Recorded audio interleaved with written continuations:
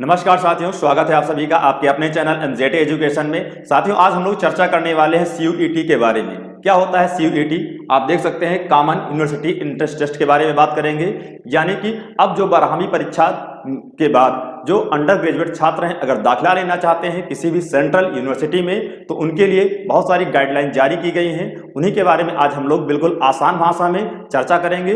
उससे पहले आप सभी लोगों को से रिक्वेस्ट है कि अगर आप सभी लोग चैनल पे नए हैं तो चैनल पे जाकर के सब्सक्राइब कर लीजिएगा और बेल आइकन प्रेस कर लीजिए, जिससे आने वाली सभी वीडियो की नोटिफिकेशन आपको आसानी से मिल सके। तो चलिए पहले देखते हैं क्वेश्चन ऑफ द डे।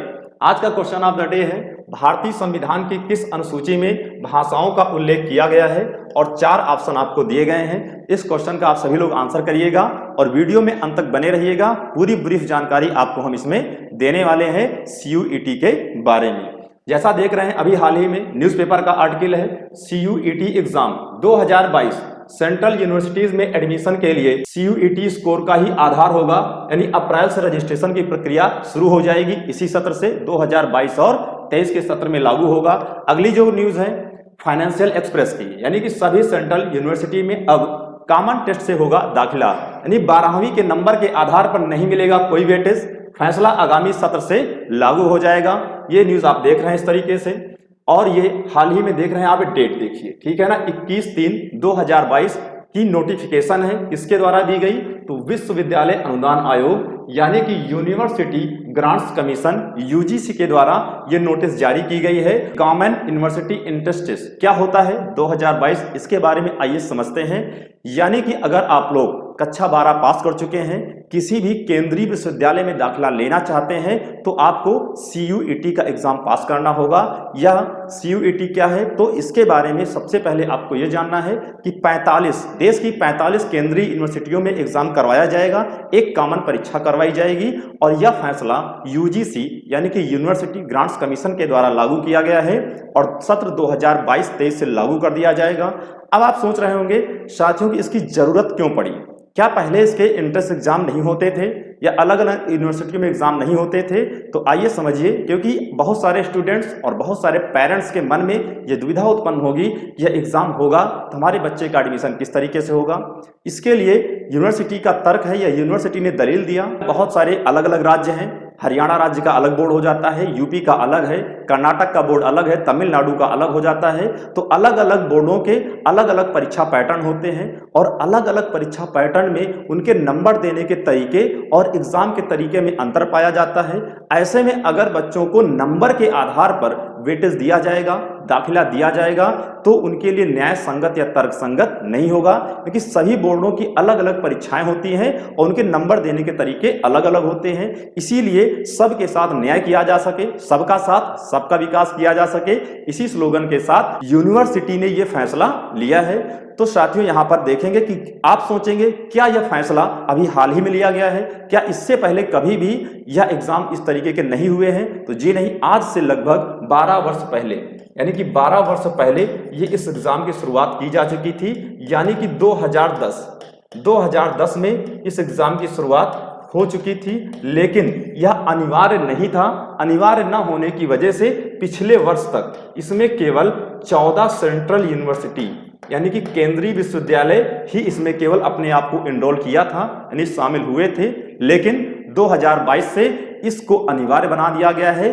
देश के 45 केंद्रीय विश्वविद्यालयों के लिए अब यह एग्जाम बिल्कुल अनिवार्य बना दिया गया है। यानी अब 12वीं में पास करने के बाद जो छात्र होंगे, अंकों के आधार पर दाखिला नहीं मिलेगा, यानी कि अब टैलेंट को मौका मिलेगा। जो मेहनत करके आएगा वही अब दाखिला पाएगा अच्छी यूनिवर्सिटीज में और अच्छे विश्वविद्यालयों में। ये एक अच्छी न्यूज भी है और अच्छी पहल भी है। अब साथियों, इसमें आगे हम देखेंगे कि इसका प्रोसेस क्या है। तो एडमिशन का जो प्रोसेस है इसको बिल्कुल आराम से समझते हैं। यहां पर फर्स्ट स्टेप में क्या होगा? पहले स्टेप में आपको फॉर्म फिलअप करना होगा। फॉर्म कब आएगा? तो अप्रैल के प्रथम सप्ताह में फॉर्म जारी कर दिया जाएगा। उसके बाद आपको क्या देना है भैया? आपका एडमिट कार्ड, जैसे आप परीक्षा देते हैं, यानी एडमिट कार्ड जारी होगा। एडमिट कार्ड के बाद अपीयरिंग एग्जाम डेट जारी की जाएगी। उसके बाद जो रिजल्ट आएगा, तो रिजल्ट के आधार पर जो आपका प्रेफरेंस होगा, आपकी वरीयता के अनुसार आपको उस केंद्रीय विश्वविद्यालय में एडमिशन दिया जाएगा जो एंट्रेंस एग्जाम में आप नंबर पाएंगे, उसी आधार पर आपको मिलेगा। यहां देखिए पढ़ने वाले बच्चे बहुत खुश नजर आ रहे हैं क्योंकि इनके लिए एक बहुत ही ये सुनहरा मौका है। तो साथियों इसी कड़ी में हम आगे देखेंगे कि परीक्षा का पैटर्न क्या होगा, यानी किस प्रकार से परीक्षा करवाई जाएगी। तो परीक्षा के पैटर्न में देखेंगे तो परीक्षा में आपको यहाँ पर समय, यूनिवर्सिटी के द्वारा जो समय जारी किया गया, समय 3 घंटा दिया गया है। जबकि परीक्षा का पैटर्न क्या होगा, तो एनसीईआरटी पाठ्यक्रम पर आधारित है। पाठ्यक्रम पर आधारित कैसी परीक्षा होगी, तो बहुविकल्पीय प्रकार की परीक्षा आयोजित करवाई जाएगी। और अगला यहाँ पे देखेंगे परीक्षा जो होगी वह 3 पार्ट में होगी, यानी 3 पार्ट में यह परीक्षा आयोजित करवाई जाएगी। तो इसके एक एक पार्ट के बारे में हम समझते हैं। तो साथियों यहाँ पर फर्स्ट पार्ट में क्या बताया गया, फर्स्ट पार्ट में लैंग्वेज टेस्ट करवाया जाएगा, यानी कि फर्स्ट पार्ट में लैंग्वेज टेस्ट होगा। और लैंग्वेज टेस्ट में क्या अनिवार्य होगा, यहां से 13 भाषाएं आपको दी जाएंगी, यानी कितनी लैंग्वेज होंगी, 13।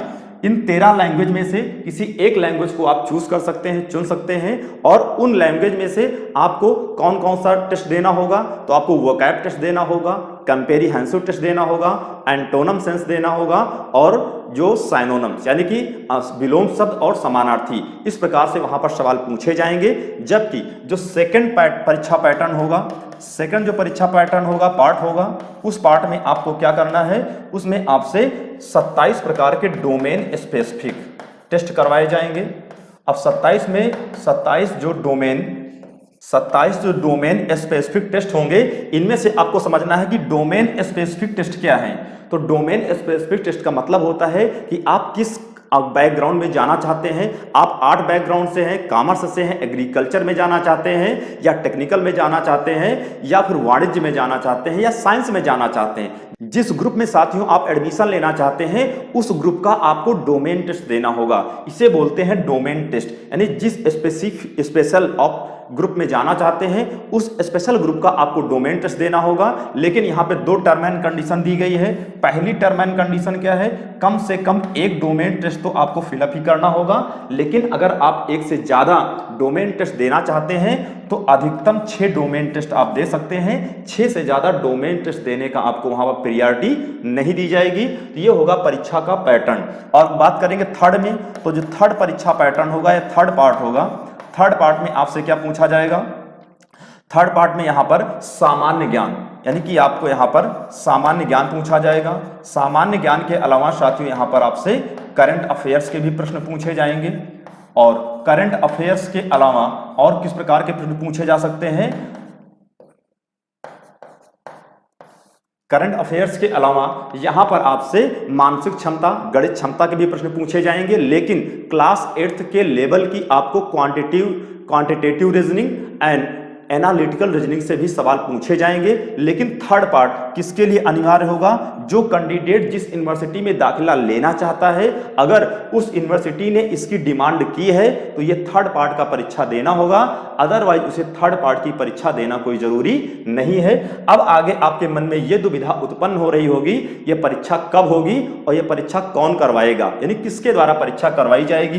तो कब होगी और किसके द्वारा होगी या कौन करवाएगा, इन दोनों बातों को हम यहां पर समझते हैं। तो परीक्षा यहां पर एनटीए के द्वारा करवाई जाएगी। एनटीए बोले तो यहां पर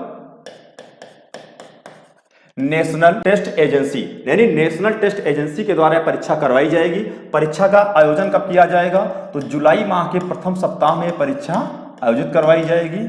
और परीक्षा के फॉर्म कब आएंगे, तो फॉर्म के बारे में यानी कि अप्रैल माह के प्रथम सप्ताह में एप्लीकेशन इसकी विंडो ओपन हो जाएगी। वहां पे जाकर के जैसे आप ऑनलाइन फॉर्म फिलअप करते हैं, उसी प्रकार से यहां पर भी आपको ऑनलाइन फॉर्म फिलअप करना होगा। टेस्ट जो होगा वह टेस्ट 2 शिफ्ट में होगा। तो आपको टेस्ट कितना देना है, 2 शिफ्ट में देना है। और इसमें कितनी भाषाएं होंगी, तो 13 भाषाएं। मैंने पहले पार्ट में बताया था कितनी लैंग्वेज का आपको ऑप्शन दिया गया है, 13 भाषाओं का यहाँ पर ऑप्शन दिया गया है। अब 13 भाषाएं कौन सी हैं आगे आपको हम बताते हैं।